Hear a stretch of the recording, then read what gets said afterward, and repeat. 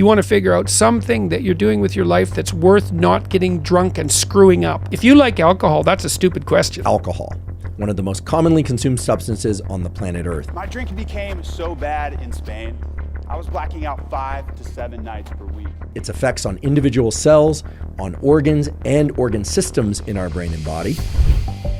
You know, it's pretty interesting how our world often portrays alcohol as this fun, positive, and even beneficial thing. Just think about it. In movies, it's often shown as glamorous and cool. You see it marketed everywhere, with fancy branding and celebrities launching their own alcohol brands or endorsing them.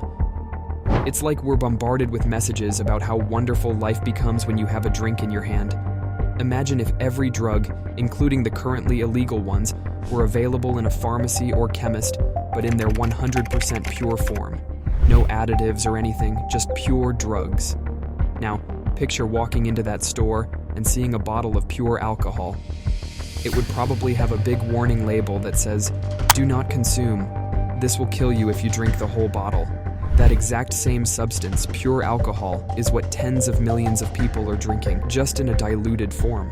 It's kind of mind-boggling when you think about it. Finding clear information about the effects of alcohol can be a bit tricky. On one hand, we have all this marketing and media making it look great, but on the other hand, there's this underlying risk that we might not always think about. It's like this conflicting message about something that's such a big part of our culture. Listen to what the experts say about this, starting with renowned neuroscientist Andrew Huberman, explaining the biochemistry of how alcohol reacts with the body. You know, it's pretty fascinating how alcohol can really get into every nook and cranny of our brains and have all sorts of effects. It's like this little molecule that plays with our brain signals in various ways. So, when you have a drink, it kind of slows down those excitatory signals in your brain while speeding up the inhibitory ones. It's like putting the brakes on some parts while pushing the gas pedal on others. And then there's this area in your brain, the prefrontal cortex, which is like the thinking and planning center. Alcohol puts a bit of a damper on it, making us less likely to think through our actions or what we say. You might blurt out things or do stuff without really thinking it through. It's like that filter between thought and action gets a bit fuzzy. So, it's important to be aware of how alcohol can affect our decision-making and self-control. So what does that do to the nervous system? When we start drinking, something interesting happens in our brains. At first, it kind of messes with our mood circuits and makes us feel super talkative and hyperactive. That's why people often get chatty and feel really good after just a few sips of alcohol. It's like a mood boost. But as we keep drinking and the alcohol really starts to kick in, it's like a roller coaster for our serotonin levels and those mood circuits. They take a nocedivi and suddenly, we're not feeling so great anymore. So, what do most of us do? We grab another drink, hoping to bring back that good feeling. After a few more drinks, usually the third, fourth, or fifth, there's pretty much zero chance of getting back to that energized mood. Instead, things start to go in the other direction. Our forebrain, which controls coordinated movements and deliberate actions, starts shutting down. That's when you might see people slurring their speech, shuffling their feet, and even forgetting their posture. Some might end up leaning on stuff or passing out on couches. It's like a mood swing from high energy to a bit of a downer. In the beginning, alcohol can make you feel more extroverted and enthusiastic. It kind of boosts your positive emotions. And it also tends to reduce anxiety, which can be a relief for those who are a bit socially anxious.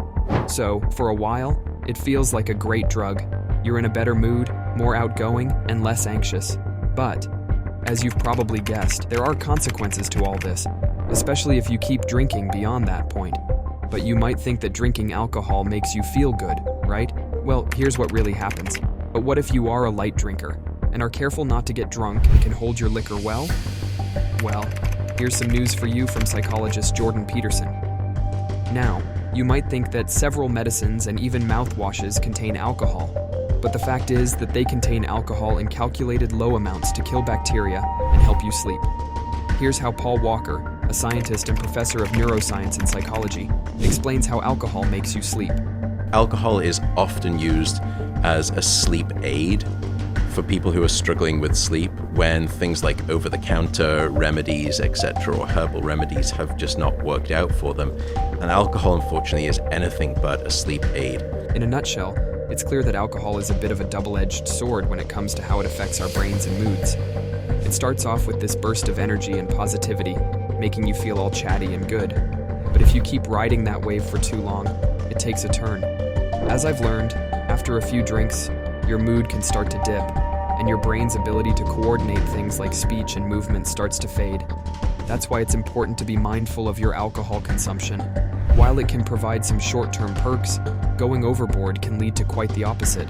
So, whether you choose to enjoy a drink now and then or not, just remember that moderation is key. It's all about finding that balance between a little mood lift and avoiding the not-so-fun consequences of overindulgence. Cheers to making informed choices.